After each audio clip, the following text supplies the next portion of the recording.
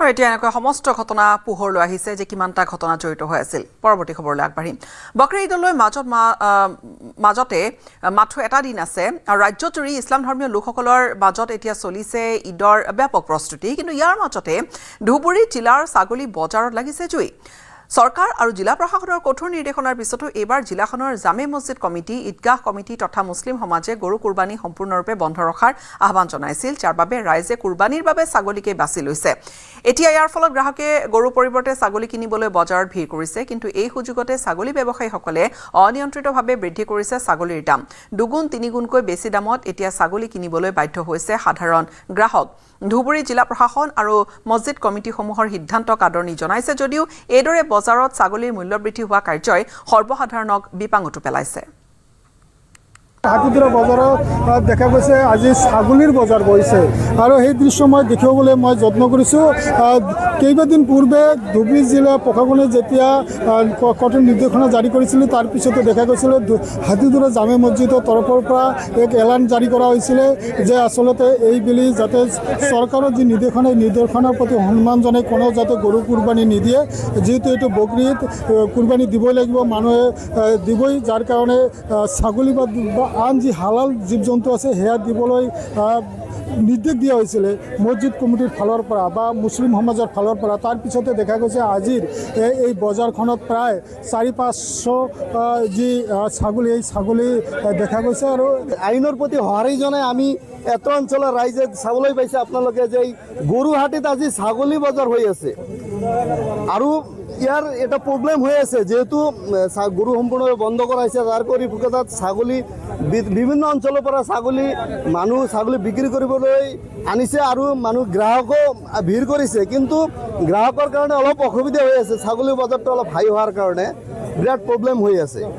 কিমান হাই? বহুত 2 গুণ 3 গুণ মান হাই হৈ আছে। যিটো মাৰ্কেট ভেলু হয়তো 5,000 7,000 আছিল, আজি 15,000 20,000 লৈকে 30,000 লৈকেও এনেকুৱা উঠিছে। দাম দিছো, সৰু সুৰা খাচী আছে, দুধাত কৰি আছে, বেলেগ বেলেগ ধৰণৰ দাম আছে। এইটো 18,500 টকা দাম। 18,500 টকা। আমাৰ লগত আন এজন গ্ৰাহক আছে, দাদা কি ক'ব? ঠিক আছে, দামটো খুব হৈ আছে। এইটো মই 16,000 ক'লোঁ, ঠিক আছে, 16,000 ক'লোঁ, তথাপি নিদিয়ে। এইটো দাম দৰ কৰি আছোঁ, কি হয় চাওক। কেনেকুৱা অনুভৱ হৈছে যিহেতু চৰকাৰে এটা নিৰ্দেশনা? এইটো ভাল গভৰ্ণমেণ্টে যিটো পদক্ষেপ লৈছে সেইটো ভাল। আৰু গৰু আমি নাখাওঁ, নাখালে কি হ'ব আৰু সকলো মুছলিম সকলে এই হ'ব লাগে, গৰু এৰি দিব লাগে। আৰু বৃহস্পতিবাৰে ইছলাম ধৰ্মীয় লোকসকলৰ ঈদ উজ জোহা। গহপুৰৰ হেলেমৰ 8টাকৈ মছজিদ কমিটিয়ে ঈদ উজ জোহাত এইবাৰ কুৰবানী নিদিয়ে গৰু। মছজিদসমূহৰ কমিটিয়ে বৈঠকত মিলিত হৈ একেলগে ঈদ উজ জোহাত গৰু কুৰবানী নিদিয়াৰ সিদ্ধান্ত গ্ৰহণ কৰিছে। চৰকাৰী নীতি নিয়ম মানি চলাটো ইছলামৰ আদৰ্শ বুলি মানি লৈ এই সিদ্ধান্ত গ্ৰহণ কৰিছে মছজিদ কমিটিয়ে। ঈদ উজ জোহাত গৰুৰ পৰিৱৰ্তে ছাগলী বা ভেড়া বা ম'হৰ কুৰবানী দিব বুলি সিদ্ধান্ত গ্ৰহণ কৰিছে তেওঁলোকে। চৰকাৰে এছপি মতে যিখিনি আমাক ধৰক এক আস্থা, আমাৰ হিন্দু ভাইসকলৰ প্ৰতি যি গৰুৰ প্ৰতি যি আস্থা, গোমাতা বুলি আস্থা, সেই আস্থা আমি বজাই ৰাখি যাতে তেওঁলোকৰ ধৰ্মত কোনো আঘাত নহয়, তেওঁলোকৰ মনত কোনো আঘাত নহয়, সেই আঘাত নোহোৱাকৈ আমি আমাৰ ইছলাম ধৰ্মৰ যি ঈদ উদযাপন কৰিম বুলি আমি সকলোৱে ভাবিছোঁ। আৰু আমি এইবাৰ আমাৰ গহপুৰৰ বা আমাৰ সমাজৰ আমি প্ৰত্যেকে আলোচনা কৰিছোঁ যে আমি এইবাৰ কুৰবানী যি দিব লাগে, কুৰবানীটো আমি 2 প্ৰকাৰ কুৰবানী, এটা হৈছে ত্যাগ দি কুৰবানী আৰু এটা হৈছে আমাৰ নিজৰ অৰ্থৰ পৰা দি পেলাই তাৰ বিকল্প হিচাপে খাচী হওক, ভেড়া হওক, মহ হওক, এনেধৰণৰ বস্তু দি পেলাই আমি কুৰবানী কৰিব লাগে। আৰু ভাতৃত্ববোধ বজাই ৰখাৰ কাৰণে সদায় আমি আপ্ৰাণ চেষ্টা কৰিম বুলি আমি প্ৰতিশ্ৰুতিবদ্ধ। শিৱসাগৰৰ দিচাংঘাটৰ এজন 8ম শ্ৰেণীৰ ছাত্ৰই দক্ষতাৰে ফুটবল খেলি উজ্বলি উঠিছে।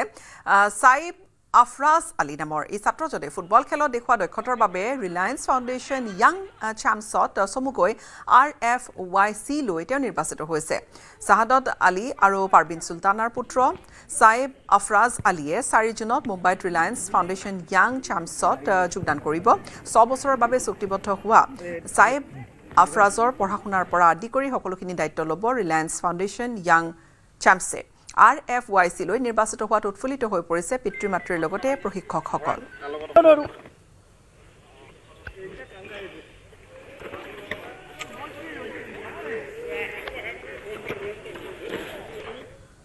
তেওঁ অহা 4 জুনত এই ৰিলায়েন্স ফাউণ্ডেশ্যন য়ং চেম্পছত যোগদান কৰিবগৈ। তাৰ পূৰ্বে আমি শিৱসাগৰত এই মুহূৰ্তত পোনপ্ৰথমে তোমাক অভিনন্দন জ্ঞাপন কৰিছোঁ। কেনেকুৱা লাগিছে এই তুমি কৰিবলৈ সক্ষম হ'লা? মই খেলটোত পাইছোঁ, বহুত ভাল লাগিছে। কেনেধৰণে প্ৰস্তুতি চলাইছিলা? মই কষ্ট কৰিছিলোঁ আৰু ফুটবল খেলিছিলোঁ পূৰা। তাত গৈ ট্ৰায়েল হৈছিলে, তাত মুম্বাই ফাইনেল কেম্পটোত চিলেক্ট হ'লোঁ। কিমানে অংশগ্ৰহণ কৰিছিলে? 58টা খেলিছিলে, তাৰ ভিতৰত 16টা চিলেক্ট কৰিলে। তুমি আগলৈ কেনেধৰণে আগবাঢ়ি যোৱাৰ ইচ্ছা আছে? মই আগলৈ ডাঙৰ ক্লাবত এটা খেলিবলৈ আশা আছে। এইটো ইণ্ডিয়া হৈ খেলাবলৈ মোৰ মন আছে। ভাৰতীয় দলৰ হৈ অভিনন্দন জ্ঞাপন কৰিছোঁ। কি ধৰণে বৰ্তমান কেনেকুৱা লাগিছে? কি ধৰণে আপোনাৰ সন্তানটিক আগুৱাই লৈ গৈছে ফুটবলত? বহুত ভাল লাগিছে। বহুত মানে ছাৰহঁতৰ বহুত কষ্ট আৰু তাৰো বহুত কষ্ট। আৰু সি সৰুৰ পৰাই অকল ফুটবলৰে ইণ্টাৰেষ্ট, তাক বেলেগ খেলত তাক চাবলৈ আনিছিলোঁ ফিল্ডলৈ, কিন্তু বেলেগ ইণ্টাৰেষ্ট নিদিলে, অকল ফুটবলতে ইণ্টাৰেষ্ট দিলে। তাৰ অকল ফুটবলে ইণ্টাৰেষ্ট সৰুৰে পৰাই। হয়, তেওঁলোকৰ প্ৰশিক্ষক আছে। এটা ভাল খবৰ কি ক'ব এই মুহূৰ্তত? গৌৰৱান্বিত হৈছে মোৰ, মানে কি এইটো ল'ৰা যে কণ্টিনিউ গৈ আছে এটা আৰু সিও ভাল ধৰণে হেৰি কৰি গৈছে। তাৰ বৃহস্পতিৰ পৰাও ভাল বাৰু, তাৰ বৃহস্পতিৰ পৰাই বহুত আগবাঢ়িছে। অকল খেলিলেই নহ'ব, বিখিনিও লাগিব, তেওঁ কথা বতৰা লাগিব, তাৰ সেইখিনি আছে তাৰমানে। আছে কাৰণে সি আগবাঢ়িছে আৰু আমাৰ আশীৰ্বাদ থাকিলে তাৰ কাৰণে যাতে আৰু ওপৰলৈ যাব পাৰে। কিমান আশা কৰে, কিমান দূৰ আগবাঢ়িবগে আৰফাজ? আৰফাজৰ প্ৰতি মোৰ পুৰা 99% আশা আছে। সি পাৰিব, এনেকে থাকিলে পাৰিব। তাত যদি কিবা হাৱা লাগে মই নাজানো, কিন্তু এনেকে থাকিলে সি বহুত ওপৰলৈ যাব। তাৰ সেইটো আছে, তাৰ সেইটো কোৱালিটি আছে, যেনেকে বাকীবোৰ গৈ আছে। আৰু এগৰাকী আছে, বৰষুণ দিছে কিন্তু তাৰ মাজতে সুধিম। ল'ৰাখিনি প্ৰশিক্ষণ দি থাকোঁ, প্ৰশিক্ষণ দিয়াৰ ভিতৰত এনেকৈ ওলাই গৈছে, আমি বহুত আনন্দিত। আগলৈ আৰু যেন ভাল হয়, তাকে আৰু যে ল'ৰা ওলাই যাব পাৰে তাৰো আশাবাদী। কাৰ খেল চাই বেছি ভাল লাগে তোমাৰ? আৰু ইয়াৰ উপৰিও ফুটবলৰ তুমি আৰু কি কৰি ভাল পোৱা? ফুটবলৰ মই ইণ্ডিয়া হৈ বেছি খেল চাওঁ। ইণ্ডিয়াৰ যিবোৰ খেল হয়, পাৰ্থিৱ গগৈ, প্ৰাঞ্জল ভূঞা, এইবোৰ যি খেল খেলে এইবোৰ খেল মই চাই ভাল পাওঁ। ইয়াৰ সৈতে বিদায় ল'ম। নমস্কাৰ।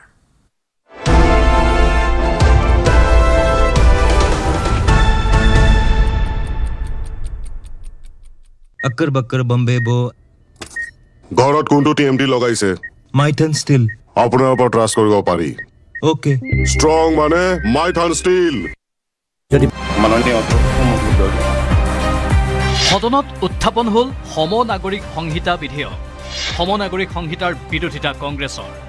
বিৰোধীৰ মতে অসমত প্ৰয়োজন নাই ইউচিচিৰ নিয়ম পূৰ্বৰে পৰা প্ৰযোজ্য হৈ আছে অসমত। উত্তৰাখণ্ড